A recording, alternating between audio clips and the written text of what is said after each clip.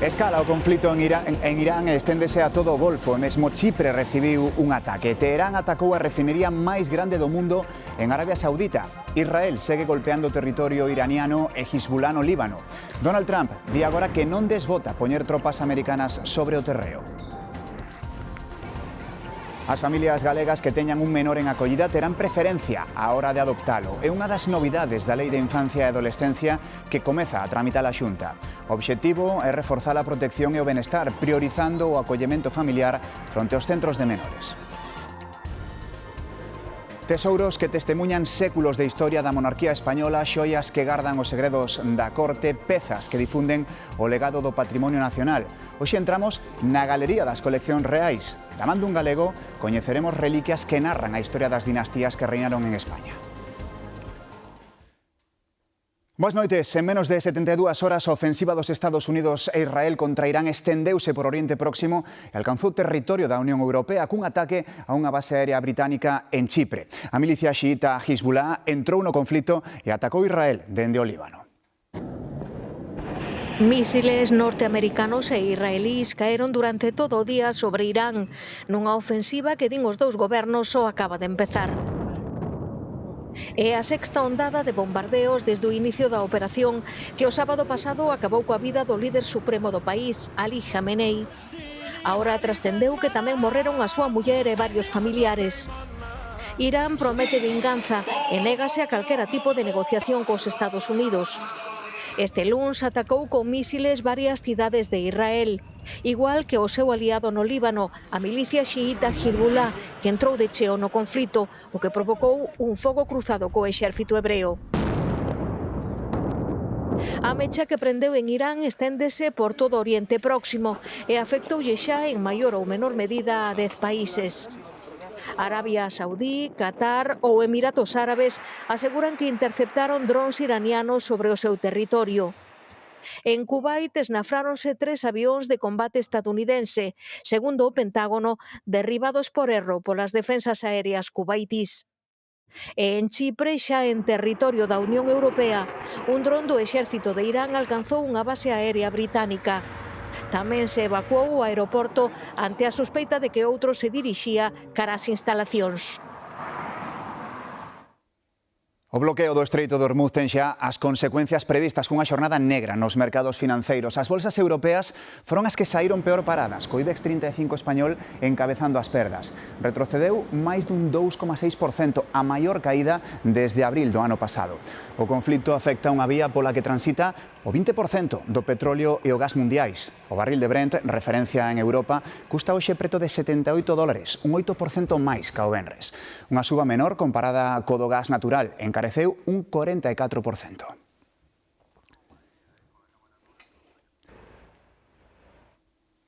Francia, Alemaña e Reino Unido din que están dispostos a colaborar cos Estados Unidos fronte a Irán. Mentres, a Unión fixa prioridades, protese os Estados membros e a cidadanía europea. Bruxelas, María Calvo. Sí, tras a reunión do Colexio de Seguridade, a Comisión reforza as evacuacións e repatriacións, intensifica a vixilancia do transporte no Estreito de Hormuz e no Mar Vermello e coordina a resposta enerxética e de seguridade interior cos 27. Bruxelas activa así un enfoque preventivo para minimizar o impacto da crise. Mentres, París, Berlín e Londres pechan filas con Washington. Macron anuncia máis capacidade nuclear. Merz apoia os exercicios nucleares con Francia e o primeiro ministro británico permitirá o uso das súas bases aos Estados Unidos, pero descarta participar directamente nos ataques. España, pola súa banda, desmárcase e rexeita o apoio militar. Vemos como varios países do noso entorno poderían sumarse ás operacións, non así España. O goberno rexeita mesmo que se usen bases americanas no noso territorio como apoio para o ataque a Irán. E acabamos de saber que o goberno de Israel lle afea a Pedro Sánchez os agradecementos que recibiu por parte de Irán tras criticar as accións dos Estados Unidos. O Ministerio de Exteriores afirma que non se lle prestarán aos Estados Unidos as bases conxuntas de Rota e Morón pro que considera un ataque unilateral que non respeta o dereito internacional. E ao mesmo tempo censura tamén a resposta de Irán.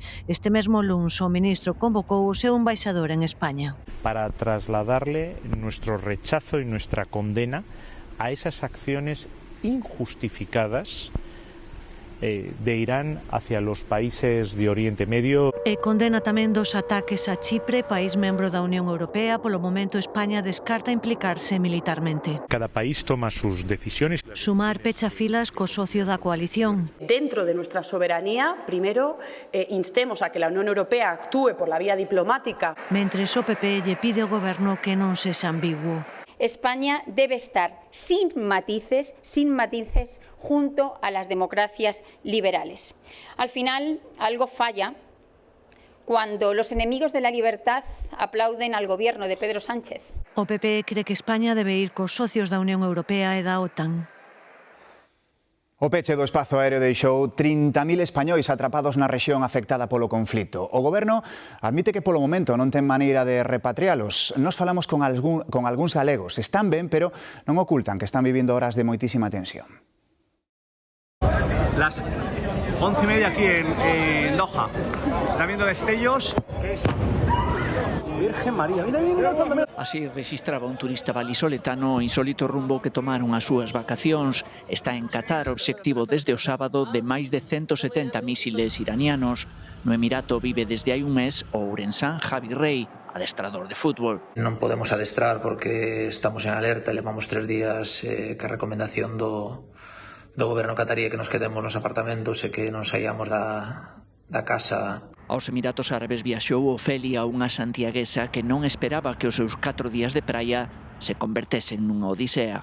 Onte marchei de Dubai por carretera, 6 horas, cheguei ao Man.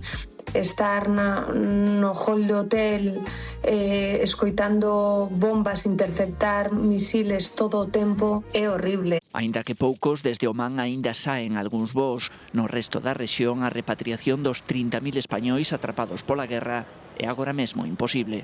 La mayor parte de los espacios aéreos de los países de la región, muy especialmente el de Emiratos, que concentra la mayor colonia de españoles en la zona, están cerrados y por lo tanto no pueden aterrizar ni despegar vuelos. Exteriores convocou o embaixador iraniano en España para exixir o cesamento dunhas represalias que poñen en perigo cidadáns españois.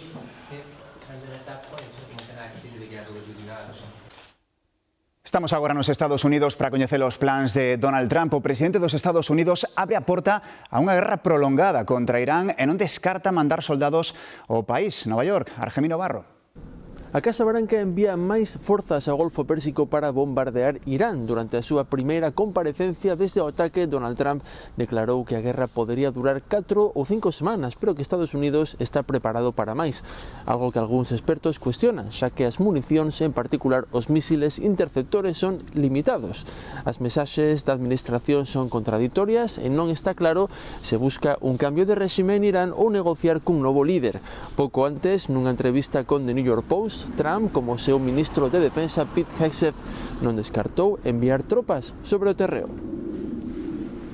Máis asuntos deste luns a marxe do conflito armado en Oriente. O expresidente do goberno José Luis Rodríguez Zapatero compareceu na comisión de investigación do caso Coldo no Senado. Negou intervir no rescate da aeroliña Plus Ultra no que puxo cartos ao goberno. Zapatero negou influir no rescate da aeroliña Plus Ultra e asegurou que tampouco coñece o seu presidente Julio Martínez de Sola. Si le he saludado alguna vez, yo saludo a miles de personas. O sea, que él no le ha llamado para pedir ayuda. No, en absoluto. Negou tamén que presionara a José Luis Ábalos. Zapatero me presionó para facilitar el rescate de Plus Ultra. Falso. Yo simplemente le leo declaraciones de Coldo, de Aldama, todos mienten menos usted. Exacto. Muy bien, perfecto. Eso es el único expresidente que está bajo sospecha. El único expresidente que está bajo sospecha. Recoñeceu ser amigo do outro Julio Martínez, detido dentro do caso Plus Ultra. Estoy aquí por esa enorme falsedad. Do que se publicou que se reunira con él horas antes da súa detención. É o administrador de Análisis Relevante, compañía da que Zapatero cobrou como consultor e para a que tamén traballaron as súas fillas. Le propuse también que la agencia de mis hijas, Wondefab, pues hiciera las tareas de marketing, de comunicación. Asegurou ter moi boa relación con Delcy Rodríguez e que as súas xestións en Venezuela estaban dirixidas a negociar a liberación de presos. Dixo coincidir unha única vez nun avión con Víctor de Aldama. Del 23. A Fiscalía presenta unha querela contra o expresidente da Deputación de Lugo, o exsocialista José Tomé. O Ministerio Fiscal actúa tras ter coñecemento dunha denuncia dunha presunta vítima de acoso. Os feitos denunciados acontecerían no pasado mes de setembro e ao analizalos a Fiscalía ve indicios de delito de acoso sexual ou de abuso no exercicio da función pública por parte do expresidente da Deputación de Lugo. O caso Tomé chega ao ámbito xudicial 3 meses despois de que trascenderan acusacións de acoso e abuso contra varias mulleres a través da canle interna do PSDG. Tomé, que continúa como alcalde de Monforte, dimitía días despois como presidente da Deputación, pero non entregaba a acta. O PSDG, onde militaba Tomé no momento dos presuntos feitos, suspendeu o procedemento interno e deixará que actúe a xustiza. O partido pide tamén respeto para a presunción de inocencia. Tras coñecer a querela da Fiscalía, o BNG, que votou con Tomé e o PSDG para elixir a nova presidenta da Deputación de Lugo, pediulle a Tomé que entregue a acta como deputado provincial. Alfonso Rueda pide respectar a presunción de inocencia de Tomé e apunta que o BNG e o PSDG deben dar explicacións porque pactaron a súa remuda na presidencia da Deputación de Lugo. Utilizar sen ningún tipo de remilgos o seu necesario apoio para manter a presidencia da Diputación, esa é unha responsabilidade do Bloque e do Partido Socialista, que se amparaban en parte en que non se producira ningún tipo de actuación no eido judicial, acaba de producirse. A ver o que din agora. Galicia vai contar cunha lei específica para protexer os menores. A norma vai reforzar o papel das familias acolledoras. Gloria. Sí, o obxectivo é mellorar a atención e a protección dos dereitos dos máis de 350.000 menores que hai en Galicia. A norma vai introducir dúas novidades importantes. A primeira, reforzase o papel das familias de acollida fronte aos centros de menores, e a segunda, que esas familias acolledoras van ter prioridade para adoptar o menor co que conviven. Máis de 900 familias acollen en Galicia un neno ou un adolescente e a futura norma vai reforzar o seu papel fronte aos centros de menores. Potenciar o acollemento familiar como unha fórmula prioritaria de protección dun menor cando este non poida vivir coa súa familia de orixe. A Lei Galega da Infancia e Adolescencia tamén vai recoller unha bella demanda das familias de acollida. Cando un neno ou nena está en acollida familiar e pase o sistema de adopción, a familia que o estaba acollendo terá preferencia sobre calquera outro para a hora de adoptalos. Ademais, vaise crear un rexistro autonómico de familias acolledoras e adoptivas. O obxectivo da Xunta é ter aprobada a norma no segundo semestre deste ano. A venda de coches novos segue a alza en Galicia, que lidera as cifras no conxunto de España. Vos datos dos que seguen tirando híbridos e eléctricos, Patricia. Si 3 de cada 4 novas matriculacións son xa de coches híbridos ou eléctricos, o que confirman a transición do sector cara a unha mobilidade sostible. Febreiro foi un bo mes para o sector, sobre todo aquí en Galicia. Matriculáronse 2.800 coches novos, isto supón case un 31% máis que no mesmo mes de hai un ano, unha cifra moi por riba da media nacional que quedou o crecemento no 7% ata os 97.000 novos vehículos. O que segue a baixa son os coches de combustión. As matriculacións caeron case o 21% no caso dos coches de gasolina, case un 29% nos de diésel. Cambiamos de asunto. A xuíza que investiga o accidente de Adamuz autoriza a análise das caixas negras dos trens sinistrados e das cámaras de seguridade do tren Irio. Descartada unha sabotaxe, as investigacións do accidente no que faleceron 46 persoas céntranse na rotura da vía e o estado da soldadura. Precisamente en canto á soldadura, a Comisión de Investigación de Accidentes Ferroviarios ven congruencias na documentación remitida polo Adif. O ministro de Transportes, Óscar Puente, recoñece erros por parte do xestor ferroviario. Lo que Adif hace de buena fe es llevarse otros elementos que pueden servir de contraste, documentarlos, caracterizarlos y examinarlos. ¿Dónde está el error de Adif? A posteriori, probablemente no comunicárselo a la autoridad judicial con carácter inmediato. Pero yo creo, sinceramente, que Adif no ha actuado de mala fe. Grave accidente en Cuntis provocado por un conductor que multiplicaba por 8 a taxa de alcohol. Levou por diante un tractor e atropelou unha muller. O accidente produciuse no lugar da Anllada, nun treito recto da Nacional 640 limitado a 50. Un coche, intentando adiantar un tractor, impactou con el e foi bater despois cunha casa. Na beira rúa estaba unha muller que acababa de baixar do autobús dunha excursión e levouna por diante. Os primeiros en acudir foron os donos da casa e o alcalde de Cuntis que circulaba pola zona. O coche quixo rebasala igual, polo que ela nos contou, xa iba bastante rápido o coche, mas o que nos contaban os que estaban aquí, que xa habían visto pasado de velocidade, e xa lle dou por detrás e o coche xa se estampou aquí contra a casa e xa non hubo, de feito o estrondo foi, pero como unha bomba. E xa nos encontramos o coche contra a casa, a pobre señora que estaba xa ca súa fractura na perna. Eu viaxaba coa miña nena e dixen a miña nena chama o 061 porque había feridos e nada, bueno, pois puñe un chaveco e puñenos a dirixir o tráfico, non? Mentre non viñeron os servicios de emerxencia, había sido un impacto bastante forte. A muller tivo que ser trasladada ao hospital en estado grave. O condutor do coche, un exxogador de terceira división, presentaba síntomas de embriaguez e mesmo se mostrou agresivo inicialmente. Bastante agresivo con certos compañeiros que había por aquí, bueno, hasta que chegaron os axentes de tráfico non estaba el moi colaborador, por así decirlo. O condutor deu unha taxa de alcohol 8 veces superior á permitida. Estamos agora na Coruña, onde unha moza tivo que ser trasladada ao hospital tras recibir unha malleira cando volvía de saír de festa, Xoel. Sí, ocorreu, Pablo, contra as 4:30 desta pasada madrugada, cando esa moza abandonaba xunto cun grupo de amigos a zona de ocio do porto da cidade herculina. Foi daquela cando un grupo de outras 3 persoas tentou roubar as pertenzas desta rapaza, agredindo ademais fisicamente nas inmediacións do edificio da autoridade portuaria. O grupo de agresores tamén atacou con gas pementa os outros acompañantes desta moza. Foi daquela cando un particular daba aviso ao 112 que mobilizaba a lugar a Policía Nacional, tamén a local e o 061, e foron precisamente os servizos sanitarios os que trasladaron a vítima ata este complexo hospitalario universitario da Coruña. A moza, de feito, ten previsto poñer unha denuncia en canto ao seu estado de saúde mellore.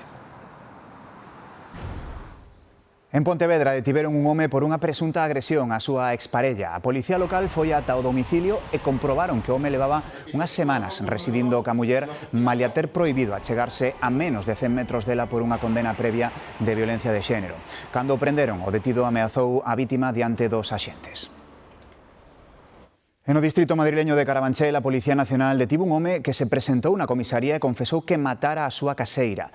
Os axentes atoparon a muller de 30 anos morta no sitio no que el lles dixera. Polo de agora non trascendeu o motivo do crime. Achégase o 8 de marzo, comezan os actos sobre igualdade real entre homes e mulleres, tamén no eido empresarial. Na Coruña, unha empresa industrial organiza durante toda a semana mesas redondas sobre a prevención e a abordaxe da violencia machista nestas contornas. Na primeira participaron o director xeral contra a violencia de xénero do Goberno galego, Roberto Barba, e a xuíza de violencia de xénero do Barco de Valdeorras. En Ámsterdam acaban de descubrir un novo cadro de Rembrandt. A visión de Zacarías no templo. Hai 65 anos descartaran que esta obra fose do famoso pintor neerlandés. Agora unha investigación exhaustiva conclúe que non hai dúbida de que el é o verdadeiro autor. O cadro que rematou en mans privadas pode alcanzar agora cifras estratosféricas. Este xoves vaise amosar ao público. Durante séculos, as dinastías que reinaron en España foron xuntando as pezas que hoxe compoñen as coleccións reais de Patrimonio Nacional, un tesouro con 170.000 obxetos. Parte deles están expostos en Madrid, na Galería das Coleccións Reais, e nos falamos co seu director, o arquitecto galego Víctor Cajeao. Naceu en Baamonde, o bacharelato en Vilalba, a carreira de arquitectura na Coruña, e dende hai máis dun ano dirixe en Madrid as coleccións reais de Patrimonio Nacional. As coleccións reais son o conxunto patrimonial que foi coleccionando as diferentes dinastías reinantes españolas. A galería é un museo que serve de escaparate pro conxunto das coleccións. Xestionamos máis ou menos 170.000 pezas, pero na galería expostas permanentemente hai unhas 715 pezas dende o século XV ata o século XX ou principios do século XXI. Grandes conxuntos de porcelana, de mobiliario, de tapices, armas, pintura. Entre conservadores de museos, arquiveiros, restauradores ou bibliotecarios, o arquitecto lugués dirixe un equipo de 170 persoas que vela por estes tesouros. Os reis en cada momento coleccionaban o mellor da produción universal nese momento e ademais os reis de España estiveron en algún momento situados no punto máis importante dos monarcas do mundo inteiro. No verán de 2023, don Filipe e dona Leticia inauguraran a Galería das Coleccións Reais, dirixida por un galego. Hoxe comezou un macroxuízo contra unha funeraria acusada de cambiar os ataúdes dos falecidos no momento da incineración por outros de menor valor ou mesmo por cartóns. Non é pouco o desfalco porque o prezo dos ataúdes anda entre os 600 dos máis baratos e os 3.500 dos máis caros. E a presunta fraude, ollo porque durou 20 anos. As 23 persoas que hoxe sentan no banco dos acusados da Audiencia Provincial de Valladolid son empregados e a familia propietaria da funeraria El Salvador. A Fiscalía pide en total para todos eles máis de 200 anos de cadea. Segundo a Fiscalía, reutilizaron preto de 6.000 cadaleitos e ornamentos florais durante polo menos 20 anos. No momento da incineración activaban o ventilador do forno, pero non os queimadores. Cando a familia marchaba, cambiaban os cadaleitos por outros de menor valor. Nalgún caso, mesmo por cartóns, para despois revendelos como novos para outros servizos funerarios. O sorprendente é que todo saiu á luz no 2017, cando o propietario denunciou un exempregado por extorsión. Este pedíalle cartos por non revelar fotos dos finados fora dos cadaleitos. Cando a policía rexistrou a súa casa, atopou máis de 700 casos con fotos e notas detalladas do acontecido durante polo menos 20 anos. A listaxe de delitos dos que se lle acusa é longa: organización criminal, estafa agravada, falsedade en documento mercantil, branqueo e contra o respeto dos defuntos. 900 familias denunciaron estes feitos nun xuízo que se prevé se prolongue ata o mes de xuño. Están chamados a declarar case 250 persoas entre testemuñas e peritos. O esforzo e o traballo dos veciños da parroquia viguesa de Matamá converten o seu cemiterio nun lugar especial, tanto que moitos o lixen como un lugar de paseo. O Camposanto, que fai 100 anos de historia, destaca pola súa arquitectura, pero sobre todo polo coidado e mantemento diario. Os xardíns, os panteóns esculpidos en pedra e o seu valor artístico fan do cemiterio de Matamá un referente do patrimonio funerario de Vigo. Esta é unha arquitectura impresionante. Os vellos que foron propios da parroquia Os Canteiros, é increíble que hai 100 anos que conseguiran fazer eso. Detrás desa estética coidada está o traballo dos propios veciños, propietarios do cemiterio e que se encargan de conservalo e xestionalo. Isto hai unha xunta rectora que lóxicamente cobra unhas cuotas para poder xenerar ingresos e poder sufragar o mantenimento del, pero sobre todo o traballo personal, tanto da propia xunta rectora como a súa vez de veciños colaboradores. As achegas da xente e os emigrados a Argentina conseguiron un peto de algo máis de 4.000 pesetas que polo 1926 axudaron a levantar o cemiterio que hoxe fai 100 anos. Para mí é unha honra, é un orgullo seguir co traballo que nosos ancestros fixeron neste cementerio e o legado que nos deixan. A Asociación do Cemiterio prepara distintos actos conmemorativos para render homenaxe a quen o fundaron e poñer en valor o traballo de toda a comunidade no coidado diario deste lugar de descanso. Hoxe achegámonos a unha das maiores figuras da imaxinería relixiosa, murciano Francisco Salcillo, no aniversario do seu pasamento. Foi un auténtico mestre da escultura barroca e as súas obras son elementos clave na Semana Santa murciana. Son figuras, van ver, que impresionan pola delicadeza dos detalles, pola enorme expresividade das caras. Logra un realismo que emociona e que conecta co devoto. Con el, ca súa obra marchamos. Ata mañá, feliz noite.